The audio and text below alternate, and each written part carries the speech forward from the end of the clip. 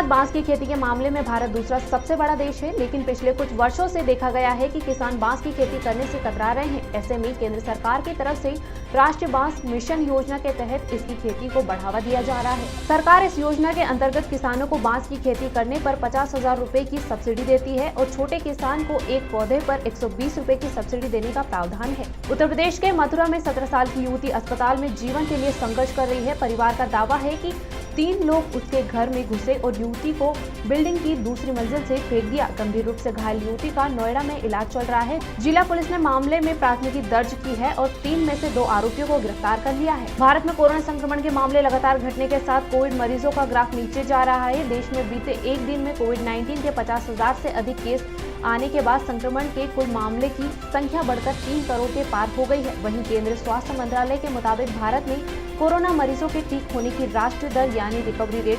96.56% पहुंच गया है। भारतीय जनसंघ के संस्थापक सदस्य श्यामा प्रसाद मुखर्जी की आज पुण्यतिथि है। बुधवार को इस मौके पर प्रधानमंत्री नरेंद्र मोदी समेत कई केंद्रीय मंत्री भारतीय जनता पार्टी के नेताओं ने उन्हें नमन किया। प्रधानमंत्री नरेंद्र मोदी ने अपने ट्वीट में लिखा कि श्यामा प्रसाद मुखर्जी को उनकी पुण्यतिथि पर नमन। उनके विचार और लोगों की सेवा के लिए इच्छा शक्ति हमें हमेशा प्रेरणा देते रहेंगे। राष्ट्र की एकता के लिए उनके द्वारा दिए गए योगदान को नहीं भुलाया जाएगा। उत्तर प्रदेश में धर्मांतरण रैकेट चलाने के आरोप में गिरफ्तार उमर गौतम के कई पुराने वीडियो सामने आए हैं। खुद उमर गौतम का दावा है कि इस्लामिक दावा सेंटर जामिया दिल्ली में उसने करीब 1000 लोगों के धर्मांतरण संबंधित डॉक्यूमेंट जारी किए हैं। बताया जा रहा है कि इस्लामिक दावा सेंटर में महीने में औसत 15 से ज्यादा लोगों का धर्मांतरण डॉक्यूमेंट किया जाता है। अमेरिका और उत्तर कोरिया के बीच बातचीत पर कोरिया के तानाशाही किम जोंग उन की बहन किम यो जोंग ने अमेरिका से बातचीत को लेकर एक बयान दिया है। इससे आने वाले दिनों में दोनों देशों के बीच बनने वाली कूटनीतिक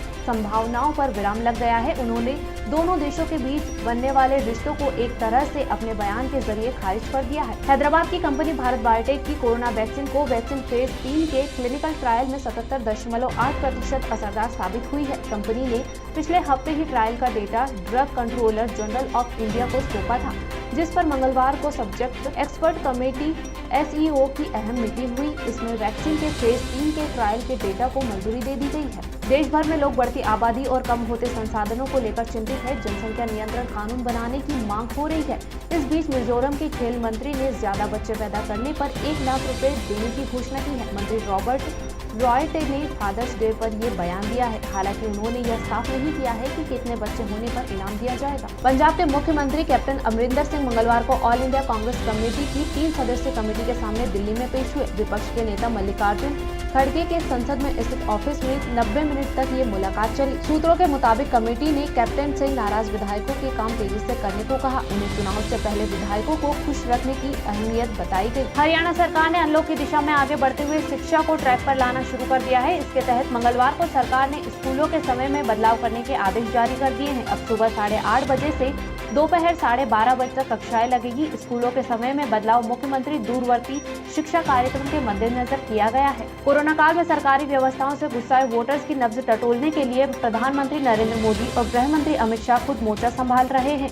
नवनियुक्त प्रदेश उपाध्यक्ष AK शर्मा ने यूपी के 800 लोगों की सूची बनाई है, जिससे मोदी शाह फोन पर बात करेंगे। इसमें ज्यादातर वे लोग हैं जो भाजपा की विचारधारा को पसंद करते हैं। राष्ट्रवादी कांग्रेस पार्टी के प्रमुख शरद पवार के घर राष्ट्रमंच की बैठक हुई। इसमें NCP से मसीद मेमन और वंदना चौहान, CPI से राज्यसभा सांसद विनय विश्वम, आम आदमी पार्टी से सुशील गुप्ता, सपा के घनश्याम तिवारी, RLD से जयंत चौधरी, CPM से नीलोत्पम वसु और वरिष्ठ वकील KTS तुलसी, पत्रकार करण थापर और आशुतोष शामिल हैं। जबलपुर में नकली खाद घी मसाले के बाद नकली शैम्पू बनाने का मामला सामने आया है। यहाँ के एक होटल में Dove, Sunsilk, clinic plus, head and shoulder, Pantene company का नकली शैम्पू बन रहा था। आरोपी दिल्ली से केमिकल मंगाते थे और इनमें नमक रंग मिलाकर नकली शैम्पू तैयार करते थे। इसे ब्रांडेड कंपनियों के खाली डिब्बों में पैक कर देते थे। फिर गली मोहल्ले में सस्ते में नकली शैम्पू 40% डिस्काउंट में बेचते थे। पुलिस ने उत्तर प्रदेश के 7 आरोपियों को गिरफ्तार किया है। उज्जैन से एक विचलित कर देने वाला मामला सामने आया है। एक प्रेमी जोड़े ने घर से भागकर सुसाइड कर लिया। सुसाइड से पहले दोनों ने वीडियो भी बनाया। दोनों में 1.5 साल से अफेयर चल रहा था। लड़की ऊंची जाति की थी, इसलिए परिवार उनके बीच दीवार बनी हुई थी। दोनों घर से भाग निकले और मौत को गले लगा लिया। लड़की 17 साल की थी, जबकि लड़का 21 साल का था। मध्य प्रदेश के पूर्व सीएम और राज्यसभा सांसद दिग्विजय सिंह स्ट्रीट वेंडर योजना से जुड़ी समस्याओं को लेकर मंगलवार दोपहर 12 बजे नगर निगम के माता मंदिर स्थित कार्यालय पहुंचे।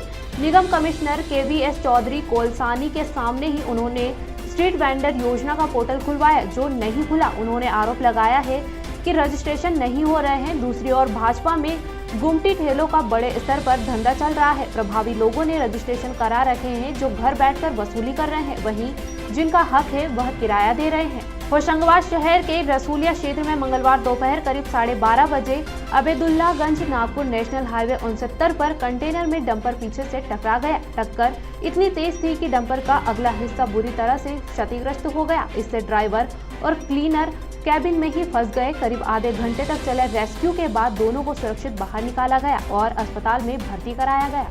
भारतीय फार्मास्यूटिकल कंपनी जायडस कैडिला इसी हफ्ते कोरोना वैक्सीन जायको डी को इमरजेंसी अप्रूवल के लिए सेंट्रल ड्रग्स रेगुलेटर को अप्लाई कर सकती है।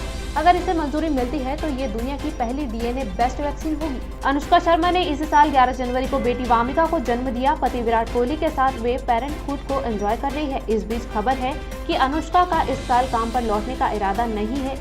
उनकी प्राथमिकता बेटी है और कोरोना महामारी के इस दौर में वे बाहर निकलकर किसी तरह का जोखिम नहीं उठाना चाहती। यूनुस खान ने मंगलवार को पाकिस्तान के बल्लेबाजी कोच के पद से इस्तीफा दे दिया है। पाकिस्तान क्रिकेट बोर्ड ने कहा है कि उसने इस फैसले को अनिच्छा लेकिन सौहार्दपूर्ण ढंग से स्वीकार कर लिया। बोर्ड ने हालांकि इसका कोई कारण नहीं बताया। भारत और न्यूजीलैंड के बीच खेले जा रहे वर्ल्ड टेस्ट चैंपियनशिप फाइनल के 5वें दिन भारत ने दूसरी पारी में 32 रन की लीड ले ली है।